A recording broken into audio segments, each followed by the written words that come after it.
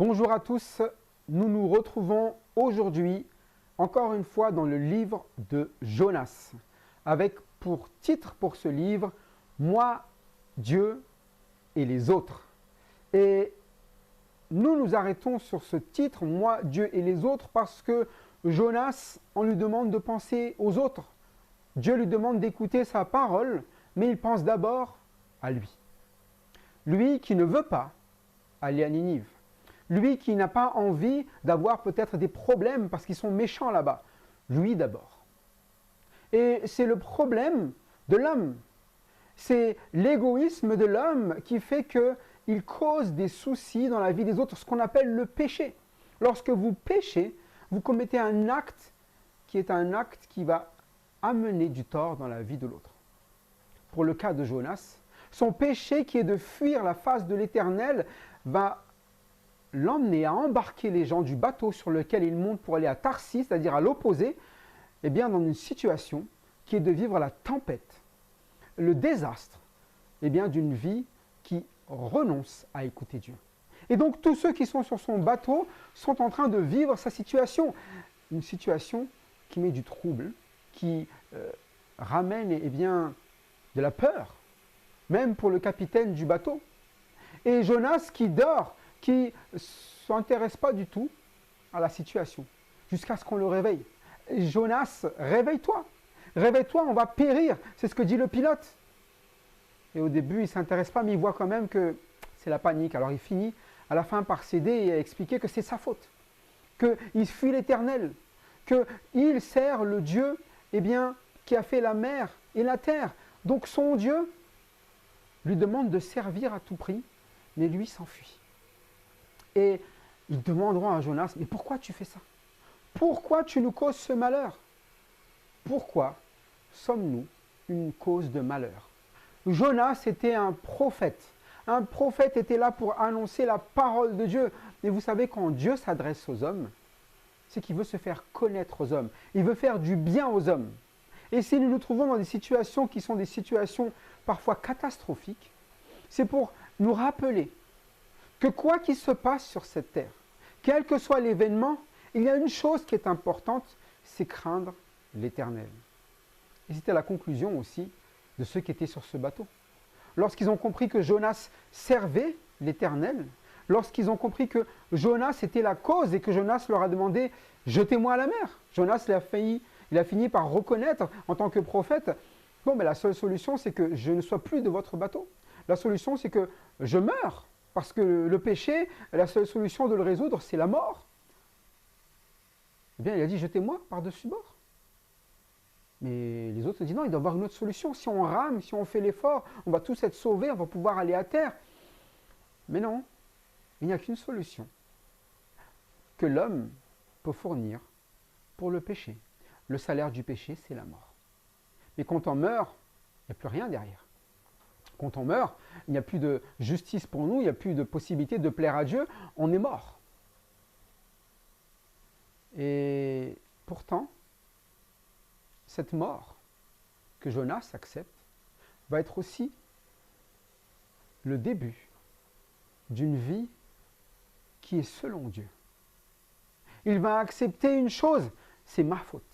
Il va reconnaître son péché. Il va reconnaître eh bien, que le salaire du péché, c'est la mort, qu'il mérite cette mort. Mais en faisant cela, il va demander la seule chose qu'il peut faire dans cette situation-là, demander à Dieu. Et Dieu seul peut faire cela, de le sauver de la mort. C'est ce qu'on va lire aujourd'hui. On va lire eh bien, du verset 1er du chapitre 2 jusqu'au verset 6. Verset 4, pardon. 1er jusqu'au verset 4. Rappelez-vous, je vous dis d'abord les derniers versets qui étaient avant, qui nous disaient, verset 14, là c'est ceux qui sont sur le bateau, où il est écrit, on parle donc des païens, alors ils invoquèrent l'Éternel et dirent, ô Éternel, ne nous fais pas périr à cause de la vie de cet homme, et ne nous charge pas du sang innocent, car toi, Éternel, tu fais ce que tu veux. Puis ils prirent Jonas et ils le jetèrent dans la mer. Et la fureur de la mer s'apaisa. Ces hommes furent saisis d'une grande crainte de l'Éternel, et ils offrirent un sacrifice à l'Éternel et firent des vœux. Lorsque vous lisez ce passage, vous êtes quand même un petit peu troublé de voir que ceux qui invoquent l'Éternel, ce n'est pas Jonas. Ceux qui invoquent l'Éternel ici, ce sont les païens. Ce sont les païens qui se rendent compte d'une chose dont aurait dû se rendre compte Jonas depuis longtemps. Mais celui qui peut nous sauver, c'est celui qui nous a mis dans cette situation à cause de nos péchés. C'est celui qui connaît notre situation, celui qui comprend, celui qui nous avertit, c'est l'Éternel. Et les païens se sont rendus compte avant Jonas. Et Jonas, il va falloir quelque chose pour qu'il comprenne cette situation aussi. Donc, comme je vous dis, Jonas chapitre 2, du verset 1er au verset 4. L'Éternel fit venir un grand poisson pour engloutir Jonas, et Jonas fut dans le ventre du poisson 3 jours et 3 nuits. Jonas, dans le ventre du poisson, pria l'Éternel, son Dieu. Il dit, dans ma détresse, j'ai invoqué l'Éternel. Et il m'a exaucé. Du sein du séjour des morts, j'ai crié, et tu as entendu ma voix. Tu m'as jeté dans l'abîme, dans le cœur de la mer, et les courants d'eau m'ont environné. Toutes tes vagues et tous tes flots sont passés sur moi. Voilà Jonas qui passe d'un bateau dans le confort, en train de dormir au fond de la cale, être réveillé un peu secoué, malgré les tempêtes, ça ne le dérange pas trop. Mais là, l'Éternel attend quelque chose de lui qu'il ne fait pas depuis. Vous vous rappelez depuis le début que Jonas fuyait loin de la face de l'Éternel. C'est-à-dire que nous avons un prophète qui fait tout pour que l'Éternel ne regarde pas sa vie, n'ait rien à dire sur sa vie. Que l'Éternel porte des regards ailleurs. Mais l'Éternel est fidèle. Et vous savez, si l'Éternel ne porte pas les regards sur nous, ce serait la pire chose qui puisse nous arriver. Mais quand l'Éternel porte les regards sur nous, il veut nous ramener à lui. Vous prenez le bateau pour aller à l'opposé, vous faites tout pour vous éloigner, mais lui, il va tout faire pour vous rapprocher. Si Jonas était censé être le prophète qui ramène ou qui amène Ninive à la repentance, le Seigneur a aussi des moyens pour envoyer des personnes, ou là ce n'est pas une personne, mais un poisson pour ramener Jonas. Absurde. Un prophète pour ramener des païens, mais un poisson pour ramener un prophète. Vous vous rendez compte un petit peu? C'est-à-dire que nous, c'est l'Éternel qui nous parle. Et on devrait, parce que l'Éternel, nous avons cette relation, c'est notre Dieu. Lorsqu'il nous parle, nous devons tout de suite obéir. Parce que nous avons l'Éternel pour Dieu. Mais quand nous sommes désobéissants, il utilise des moyens qui sont des moyens qui ne devraient pas être des moyens utilisés pour des enfants de Dieu. Un poisson. Quand même. Même pas les païens. Parce qu'il n'écoute pas les païens. Il n'écoute pas les hommes.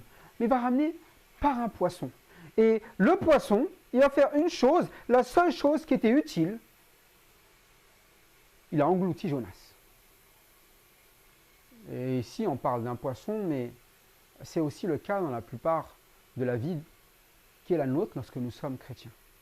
Nous nous retrouvons, lorsque nous désobéissons à Dieu, dans des situations que ne vivent même pas les païens. Englouti par un poisson, personne ne vit ce genre de choses-là. Mais ici, Jonas va vivre une situation.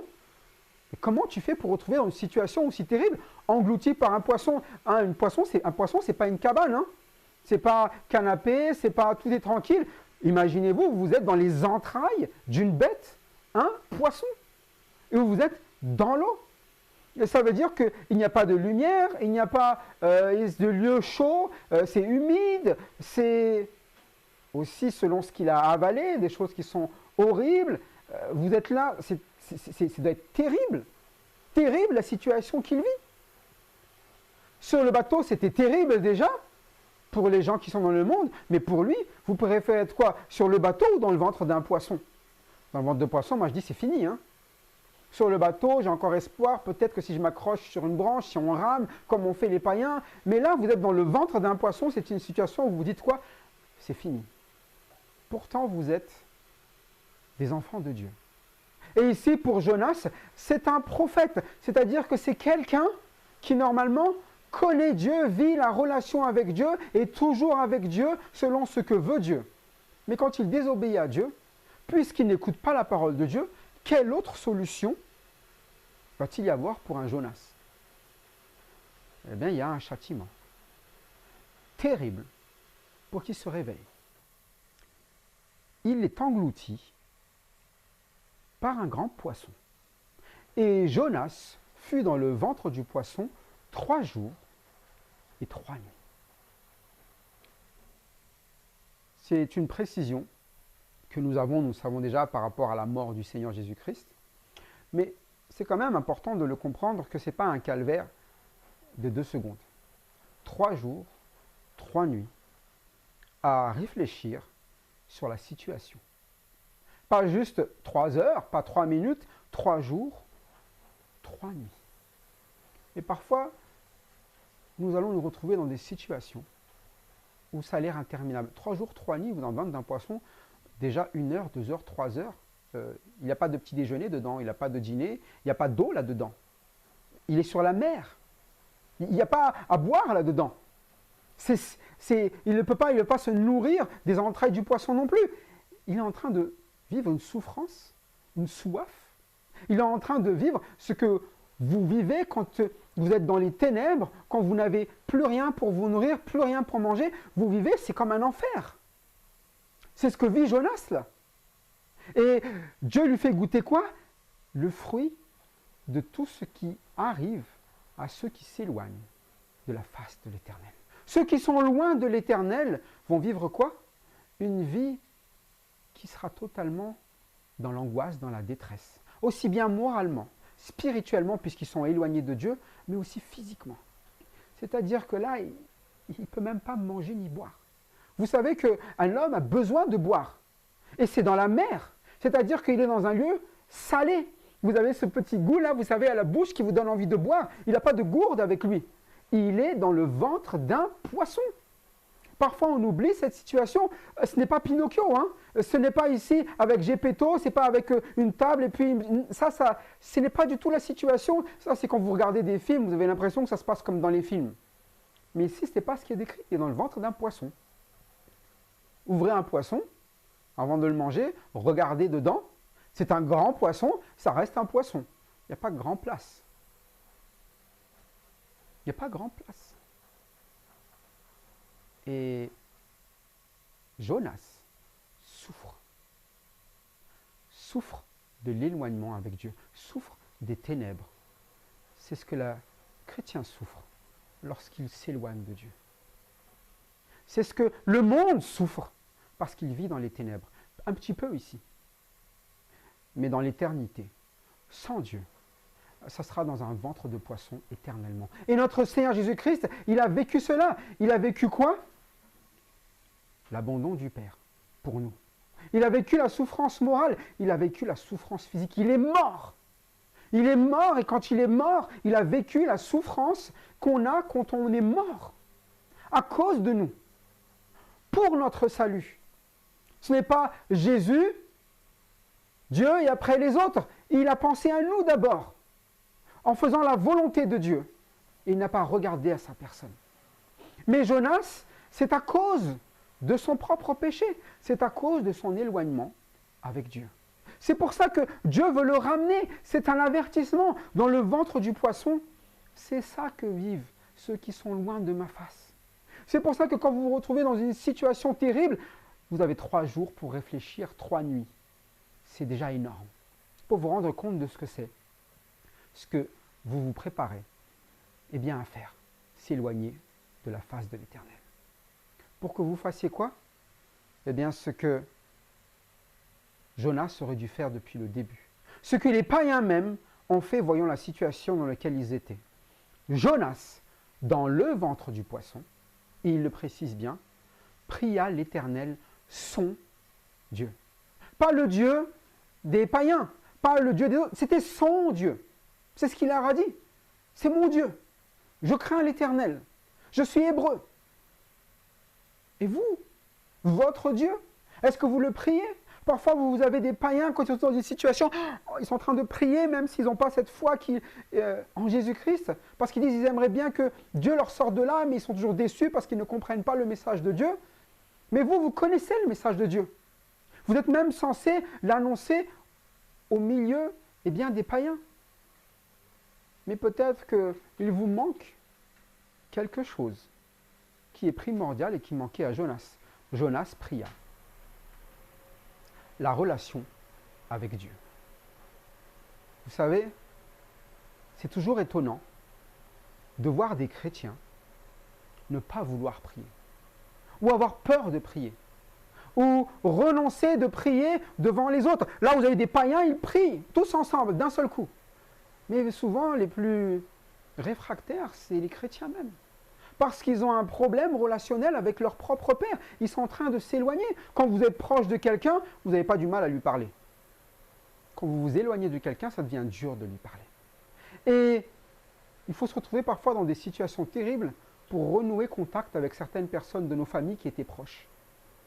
Ouais, parfois, vous avez là, vous ne lui parlez pas depuis un temps, et là, vous êtes dans une situation, et puis vous dites, bon, je ne sais pas, peut-être qu'il vous arrive une maladie, peut-être vous vous dites, ouais, je vais bientôt mourir. Et là, vous pensez à toutes ces personnes à qui vous ne parliez pas auparavant, et vous ne voulez pas terminer votre vie comme ça, avec une relation brisée, et vous vous mettez à vous tourner vers ces gens, voilà, je veux renouer contact avec toi avant la fin. Ça arrive, hein, souvent. Mais quand tout va bien, on s'en fiche un petit peu de la relation avec les autres. Et c'était ça le problème de Jonas. La relation avec Dieu, il ne l'a pas prié depuis. L'Éternel s'est adressé à Jonas, mais Jonas, vous ne l'avez jamais entendu s'adresser à l'Éternel, hein, jusque-là. La question, est-ce que vous prenez le temps de vous adresser à l'Éternel? Si vous ne le faites pas, je suis certain que l'Éternel viendra vous chercher pour que vous parliez avec lui, pour que vous dites ce qui ne va pas, pour que la relation soit rétablie. Mais il va vous envoyer des choses les plus absurdes, des choses auxquelles vous ne pensez pas, que même les païens ne vivent pas, parce que vous savez que vous avez une relation avec Dieu. Donc, vous devriez être les premiers à venir. Vous voulez annoncer même le salut de Dieu. Vous devez donc connaître ce salut et le vivre. Alors, qu'est-ce que fait Jonas? Jonas, dans le ventre du poisson, dans cette situation horrible, terrible, il prie l'Éternel, son Dieu. Il se rappelle qu'il a un Dieu, qui a une relation avec lui, avec qui il peut parler. Il le dit tout simplement. Pourquoi il a parlé? Il dit, Jonas, donc, dans ma détresse, j'ai invoqué l'Éternel et il m'a exaucé. Du sein du séjour des morts, j'ai crié et tu as entendu ma voix. Il est encore dans le ventre du poisson. Il est encore dans le ventre du poisson. Mais il dit, et il m'a exaucé. Il est encore dans le ventre du poisson et il dit, il a entendu ma voix. Mais parce qu'il est dans cette détresse, il connaît aussi son Dieu. Avant même qu'il agisse, notre Dieu n'est pas un Dieu qui ment. Et il a donné une mission à Jonas. Va à Ninive. C'est-à-dire que, quoi qu'il advienne, s'il se résout à aller à Ninive, l'Éternel le sortira de la situation dans laquelle il est. S'il obéit à la parole de Dieu, il sera sauvé. Il m'a exaucé. Il n'a pas dit, il peut m'exaucer ou il va m'exaucer. C'est dans ma détresse, j'ai invoqué l'Éternel. Éternel, sauve-moi, je veux accomplir ta volonté. La volonté de l'Éternel, c'est qu'il est à Ninive. C'était prévu. La volonté de Dieu, vous savez, c'est que vous soyez sauvés. Que vous soyez en Christ, que vous viviez dans son royaume. C'est pour ça que si vous criez à l'Éternel en disant « Sauve-moi de ma détresse, transforme ma vie », pensez-vous qu'il le fera? Si vous dites, en Jésus-Christ, pardonne-moi de mes péchés, pensez-vous qu'il le fera?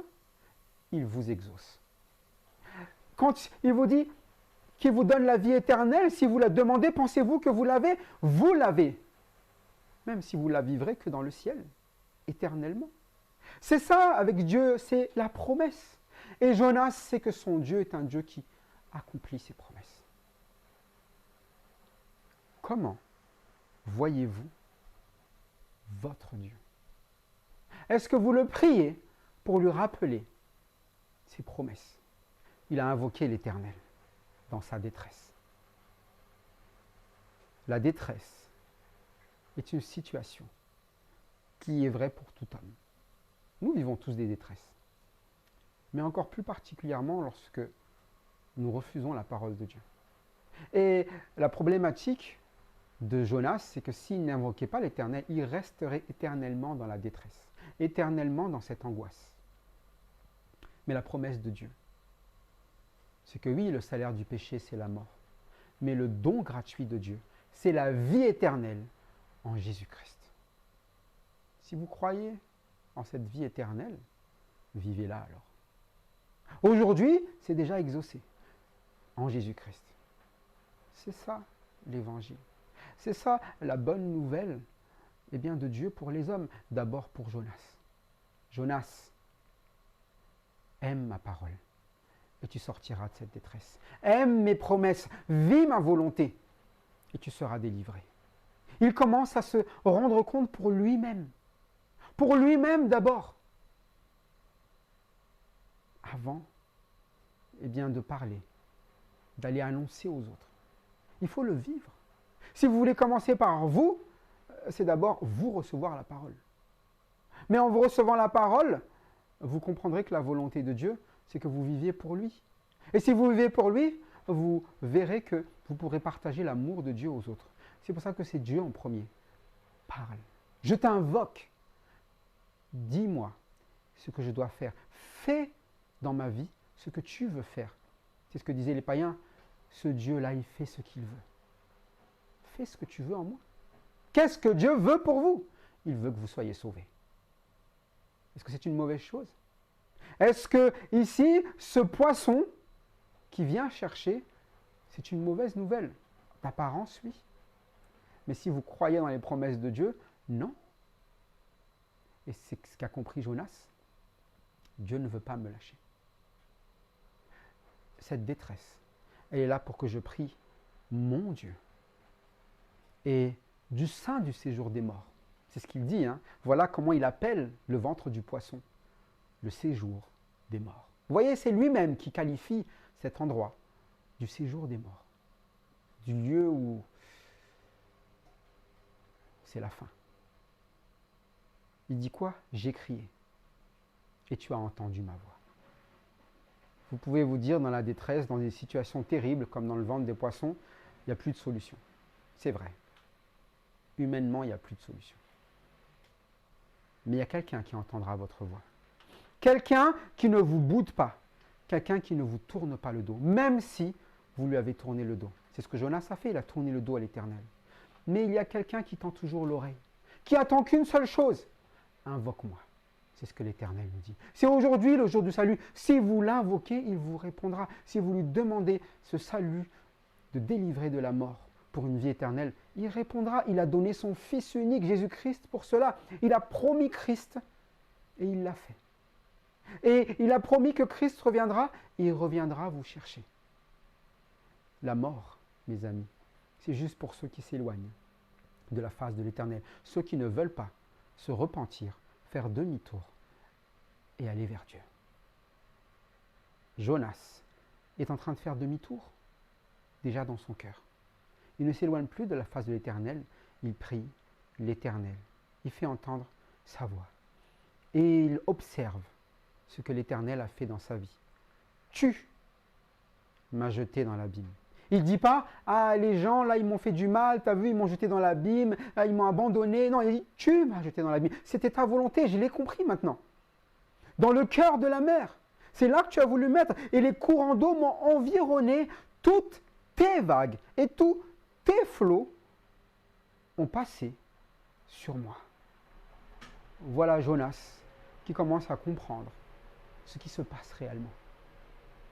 Il comprend que l'Éternel va tout mettre en œuvre pour qu'il comprenne dans sa vie ce qui se passe. Il comprend que cette situation, c'est en fait une bénédiction. C'est le Seigneur qui œuvre. Ça n'a pas l'air, hein?